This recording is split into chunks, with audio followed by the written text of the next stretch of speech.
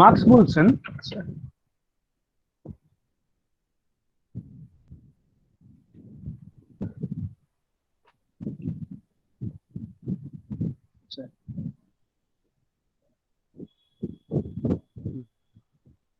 Marks বলছেন যে তিনি এমন একটা সমাজের স্বপ্ন দেখেছেন। মার্কস এমন একটা সমাজের স্বপ্ন দেখেছেন বা আইডিয়াল সোসাইটি বলেছেন, যেখানে কোনো ধরনের এক্সপ্লয়টেশন বা অ্যালিয়েনেশন থাকবে না, কোনো বিচ্ছিন্নতা, কোনো শোষণ থাকবে না, এমন একটা আইডিয়াল সোসাইটি স্বপ্ন দেখেছেন, যেটাকে তিনি কমিউনিজম বলেছেন।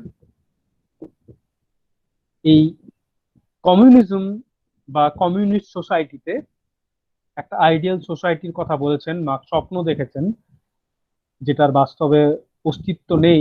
কমিউনিস্ট সোসাইটি রাশিয়াতে গড়ে উঠেছিল, রাশিয়া ফল করেছিল পরবর্তীকালে, যদিও সেটার বিভিন্ন কারণ আছে, সেগুলোতে আমরা যাব না। সেই জন্য মার্কসকে ইউটোপিয়ান থিঙ্কার বলা হয়, যে মার্কস কল্পনার কথা বলছে, বাস্তবে কমিউনিস্ট বলে ইকুয়াল বলে কিছু হয় না।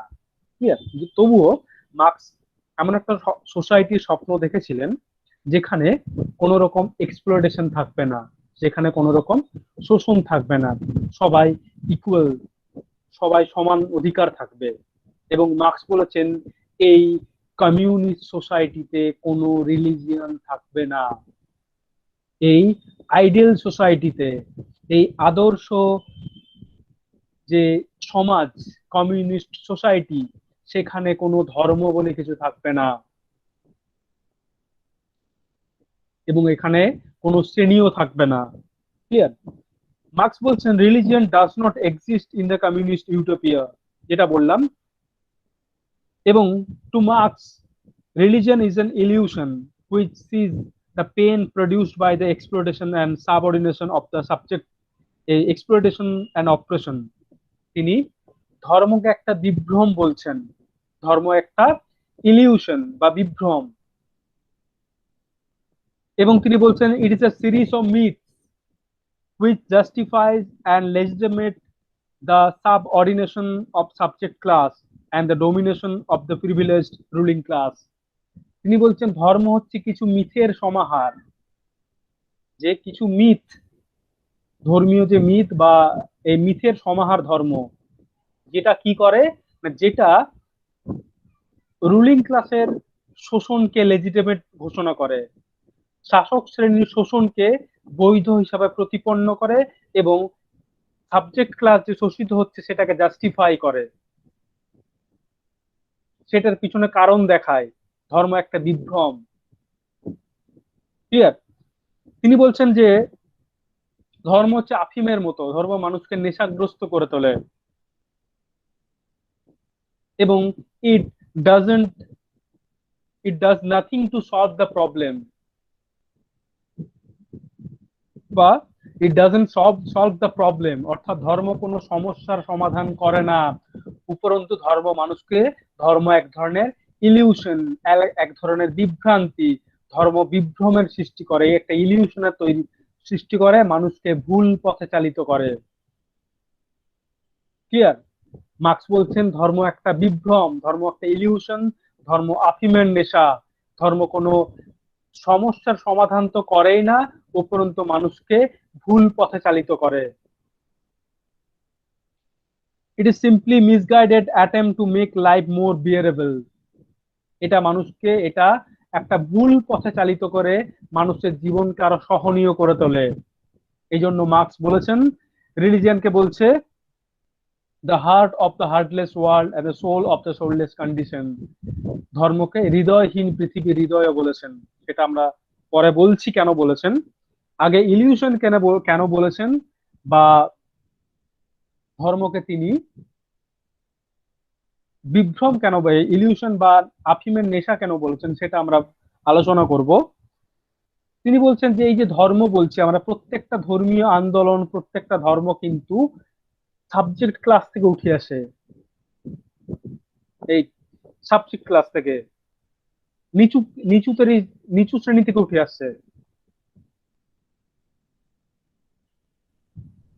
যারা শোষিত, সেই শোষিত শ্রেণী থেকে মূলত প্রতিটা ধর্ম উঠে আসছে। কখনো দেখা যাবে না সমাজের রুলিং ক্লাসটা কোনো ধর্ম তৈরি করছে। ক্লিয়ার?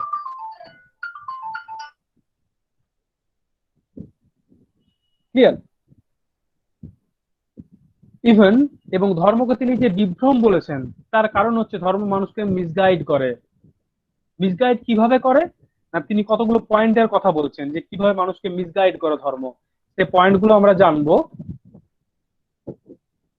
একটা বলা হচ্ছে the first, it promise A paradise of eternal bliss in life after death. অর্থাৎ এরা একটা স্বর্গের কথা বলছে, যে মৃত্যুর পর আরো একটা জীবন আছে। এই যে কথাগুলো বলে, এই কথাগুলো বলার মধ্যে দিয়ে কি হয় না, আমাদেরকে মিসগাইড করে।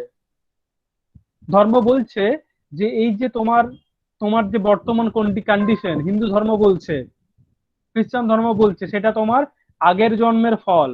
তুমি আগের জন্মে কোনো পাপ করেছিলে, সেই জন্য তুমি এই জন্মে শ্রমিক হিসাবে জন্মগ্রহণ করেছো, এই জন্মে দরিদ্র হিসাবে জন্মগ্রহণ করেছো। মানুষ মিসগাইড হচ্ছে।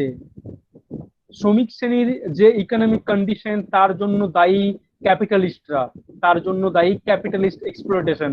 শ্রমিকেরা, এই মালিকেরা বা পুঁজিপতিরা শ্রমিকদের শোষণ করে, তাই শ্রমিকদের এই অর্থনৈতিক অবস্থা, বা তাই তারা দরিদ্র, আগের জন্মের জন্য নয়। তাহলে এই যে ধর্মীয় বিশ্বাসগুলো, যে তোমার দারিদ্রতার কারণ তোমার গত জন্মের পাপ, তুমি আগের জন্মে কিছু খারাপ কাজ করেছিলে, সেই জন্য তুমি এই জন্মে দরিদ্র হিসাবে জন্মগ্রহণ করেছো।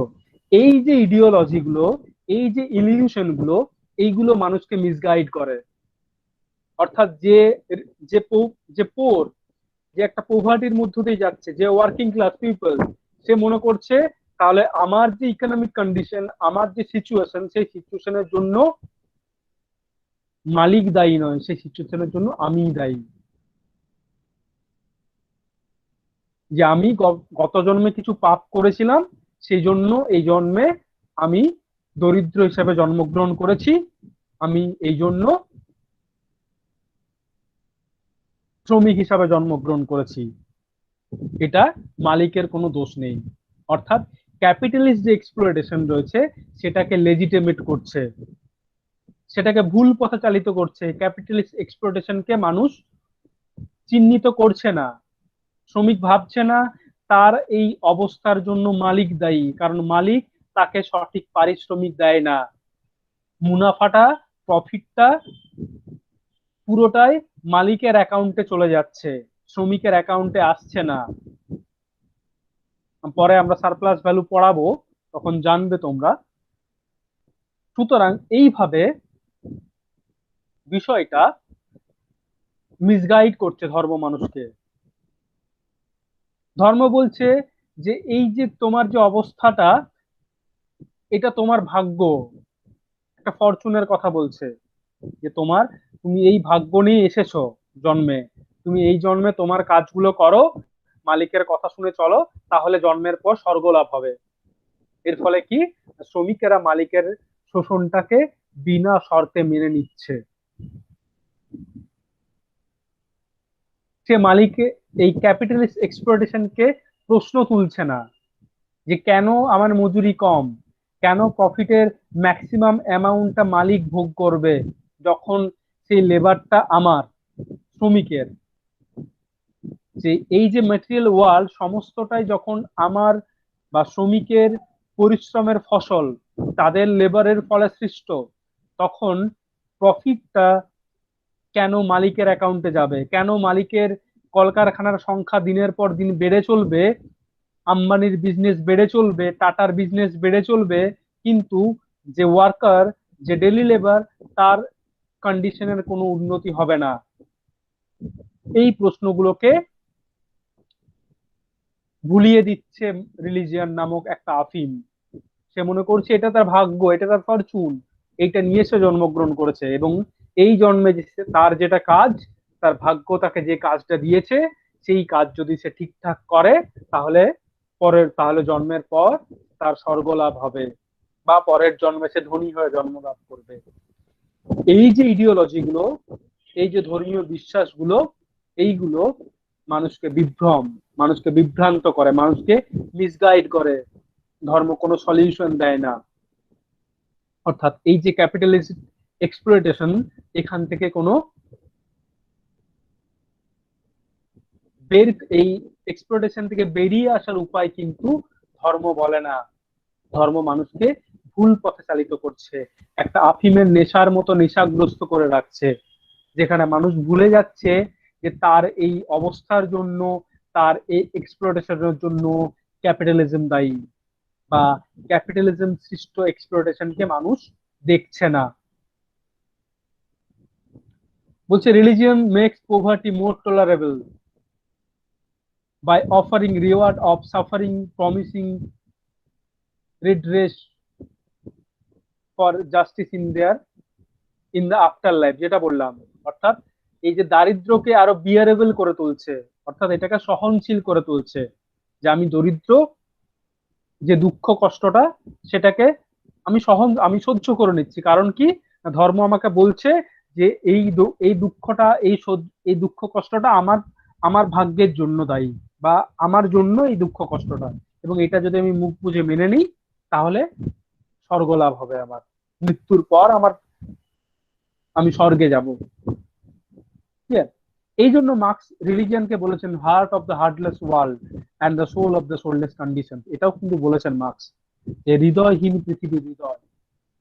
মানেটা কি না, এই যে বললাম যে লাইফকে বিয়ারেবল করে তুলছে একটা মানুষ, সে যদি সারাদিন তার দুঃখে কষ্টের কথা চিন্তা করে তাহলে কিন্তু কোনো মানুষের বেঁচে থাকা সম্ভব হবে না। যে দরিদ্র, সে যদি শুধু সারাদিন ভাবে আমার টাকা নেই করে চলবে, সে যদি সারাদিন তার দুঃখের কথা, তার না থাকার কথা ভাবতে থাকে, তাহলে সে বাঁচতে পারবে না, কেউই বাঁচতে পারবে না। আমরা যদি, আমাদের প্রত্যেকেরই জীবনে বিভিন্ন সমস্যা আছে, আমাদের প্রত্যেকের জীবনের কিছু না পাওয়া আছে, সে না পাওয়া গুলো নিয়ে, সেই সমস্যাগুলো নিয়ে যদি আমরা সারাদিন ভাবতে থাকি, তাহলে কিন্তু আমরা কেউই হ্যাপি থাকতে পারবো না, বাঁচতে পারবো না। রিলিজিয়ন কিন্তু এই কাজটা করে, আমাদেরকে ডাইভার্ট করে দিচ্ছে। এই ডাইভার্ট করার মধ্য দিয়ে, এই যে মিসগাইড করার মধ্য দিয়ে লাইফকে বিয়ারেবল করে তুলছে।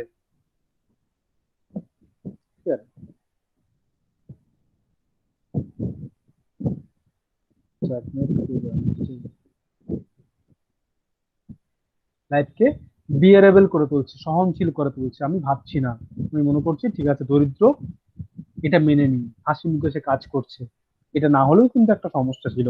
ক্লিয়ার? তাহলে মার্কস লাইফ, ধর্মকে একদিকে আফিম বলেছেন, তিনি ধর্মকে একদিকে বিভ্রম বলেছেন, ইলিউশন বলেছেন। ধর্ম মানুষকে মিসগাইড করে, ধর্ম কোনো সলিউশন দেয় না, ধর্ম ক্যাপিটালিস্ট এক্সপ্লয়টেশনকে জাস্টিফাই করে, যে পুঁজিবাদী শোষণ সেটাকে জাস্টিফিকেশন দিচ্ছে, যে পূর্বজন্মের কথা ভেবে পরজন্মের কথা বলে, বিভিন্ন যে ধর্মীয় বিশ্বাস, রিলিজিয়াস ইডিওলজি গুলো, সেইগুলো ধর্মকে এক ধরনের, সেইগুলো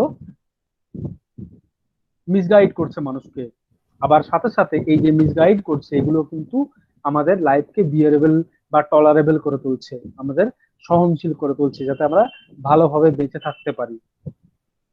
ক্লিয়ার? এবং বলছে যে religion often justifies the social order and a person position within it.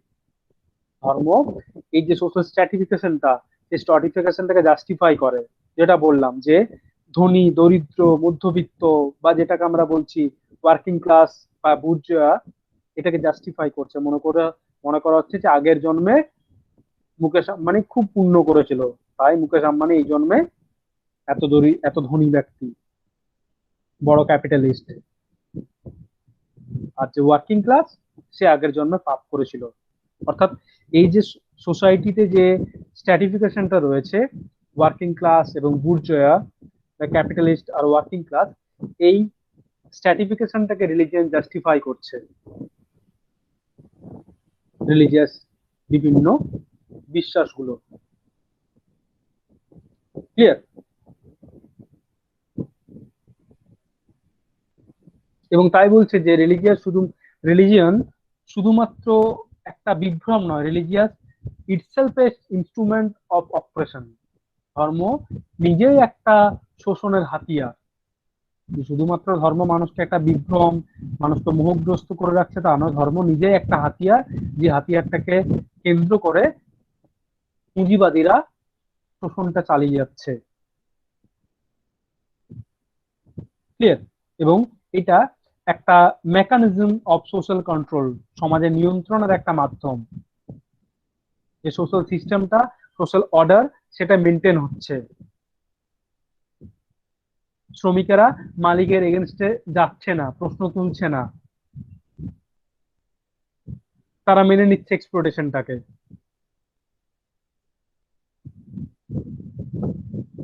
Clear? এবং তিনি মার্কস বলছেন যে এটা এক ধরনের ফলস কনসাসনেস তৈরি করছে, একটা ভ্রান্ত সচেতনতা তৈরি করছে,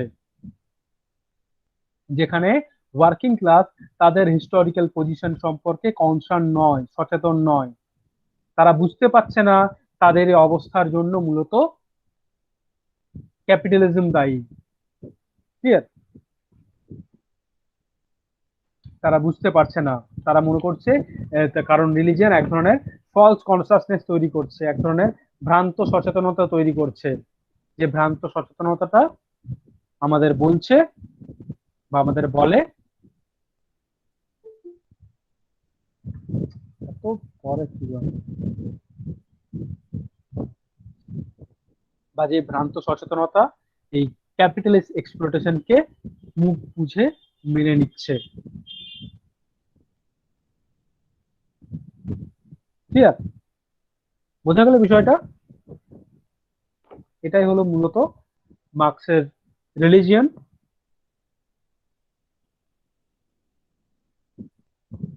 আচ্ছা, কারো কোনো প্রশ্ন থাকলে বলো।